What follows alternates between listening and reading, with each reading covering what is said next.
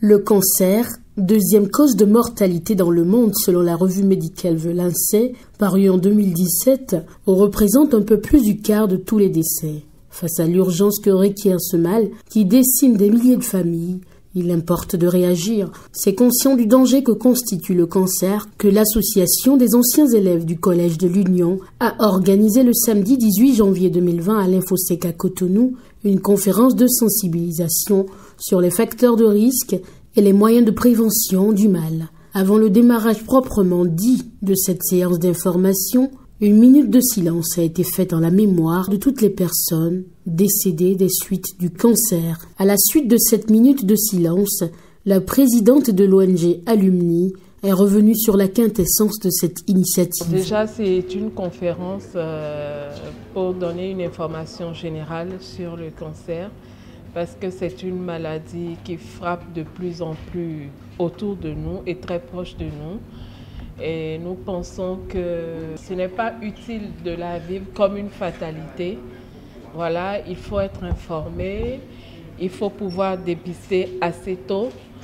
En général, face à cette maladie, nous adoptons une attitude de peur, d'effroi, mais nous pensons que cette maladie ne comprend pas le langage de la peur, elle comprend peut-être et certainement le langage de la précaution.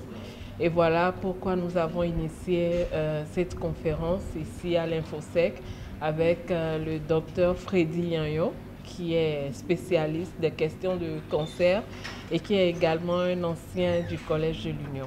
Le cancer, qui n'est rien d'autre que la prolifération ou une multiplication désordonnée anarchique des cellules normales de l'organisme qui échappe à son mécanisme de contrôle, est devenu aujourd'hui un problème de santé publique, selon Dr Freddy Yanyo, cancérologue et point focal cancer au ministère de la Santé. Selon ses dires, au Bénin, le bilan est lourd.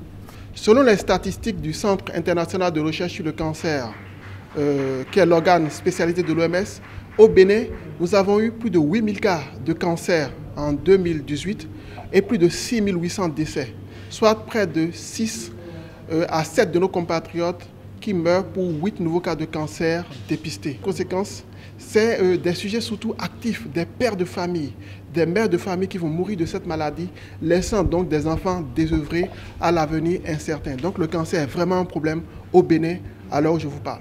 Les facteurs de risque les plus importants du cancer, à mon avis, sont ceux qu'on appelle des facteurs de risque comportementaux. C'est la consommation du tabac, la consommation de l'alcool, le manque d'activité physique et une alimentation déséquilibrée. On appelle l'alimentation déséquilibrée une alimentation trop riche en viande rouge et pauvre en fruits et légumes. Le cancer aujourd'hui n'est plus une fatalité. Pour le spécialiste, il faudra juste prendre très tôt des précautions. On peut guérir du cancer à condition d'être diagnostiqué assez tôt avant que la maladie ne se généralise et de bénéficier du traitement adéquat. Au terme de cette séance d'information, des participants ont donné leurs appréciations. Cette conférence est édifiante parce que ce matin, j'ai appris beaucoup de choses. Je vais dire que j'étais carrément ignorante de tout ce qui pouvait entraîner le cancer, surtout dans nos pays africains. Et ces informations sont très utiles pour tout un chacun.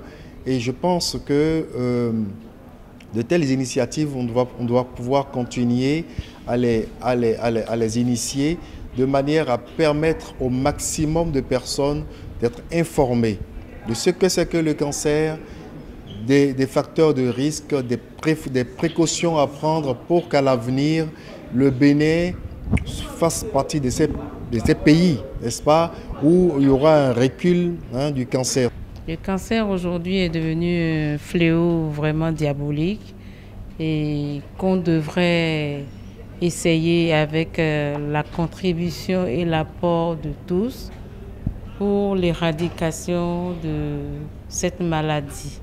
Il n'y a que par des sensibilisations on puisse arriver à une solution adéquate. Réduire le risque de mortalité du cancer, c'est possible, mais à la condition sine qua non d'éviter les facteurs de risque, de se faire dépister au moins une fois par an et surtout renforcer la sensibilisation.